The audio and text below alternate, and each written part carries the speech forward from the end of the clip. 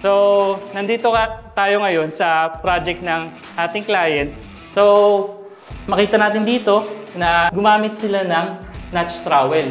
Yung notch trowel kasi is magbibigay sa atin ng uniform thickness ng tile adhesive. Isa pang nagagawa ng ating notch trowel is naiiwasan natin yung pagkakaroon ng trap air sa loob. Ang nangyayari kasi kapag nagkaroon tayo ng trap air sa likod ng ating tiles, nagkakaroon tayo ng void. Yung void na yun, magiging kapak yun kapag tumigas yung tile adhesive natin. So dito, makita natin gumamit sila ng modified lang sila ng ginamit nilang tile spacer. Para mas maging uniform yung spacing ng ating tiles, is gamit tayo na tile leveling system. Yung tile leveling system naman na available din kay Buildrite is meron siyang tile spacer na siya and tile leveling na siya.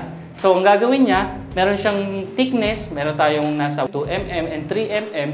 Yun na yung magiging magpapa-uniform dun sa ating spacing.